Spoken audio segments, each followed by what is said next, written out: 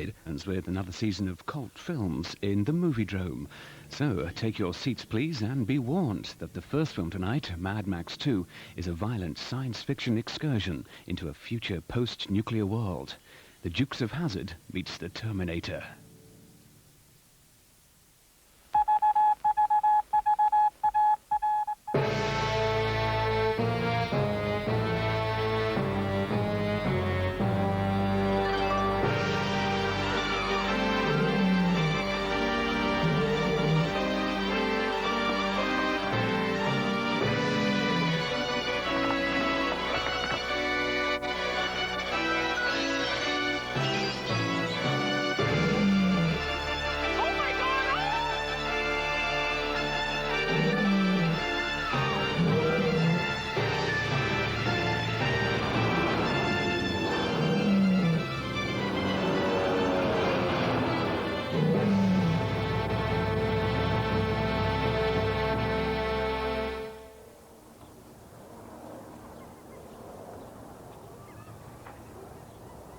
Good evening, and welcome to the 5th season of Moviedrome. You see, there really is no shortage of weird and interesting cult-type films, in spite of the abysmal dreck which passes for entertainment in the contemporary cinema.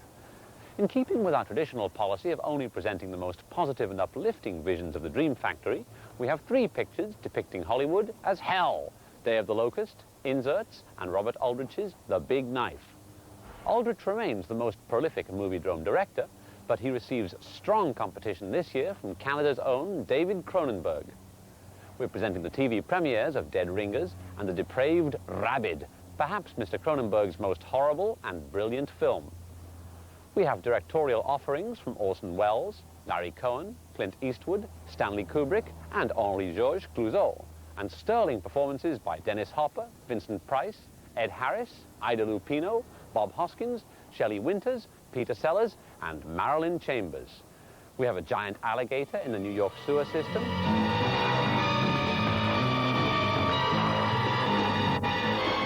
and a pterodactyl in the Chrysler building. Several ingenious murder plots, and a befuddled university professor infatuated with a teenage nymphette. We even have a non-violent Peckinpah film, to say nothing of no less than 2 movies with the word serpent in the title. How can the discerning cinephile resist? Our first film tonight is one of the last gasps of the once proud Australian cinema, Mad Max 2.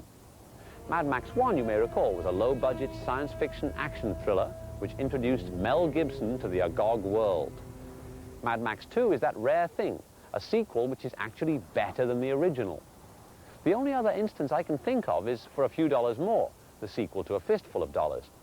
Interestingly, in both cases, the director remained the same. Leone, of course, went on to make an even better sequel, The Good, the Bad, and the Ugly. The second Mad Max sequel, Beyond Thunderdome, was by all accounts not of the same caliber, despite the presence of the noted actress Tina Turner and Mr. Gibson yet again. Mad Max 2, released in the US as The Road Warrior, is a tremendous action film. Benefiting from a bigger budget than Mad Max 1, it also lacks its predecessor's desultory borrowings and pretentiousness. It still borrows extensively from road movies, spaghetti westerns, punk fashion, and John Ford cavalry films, but in a very clever and entertaining way. The director was George Miller, and for my money, it's his best film.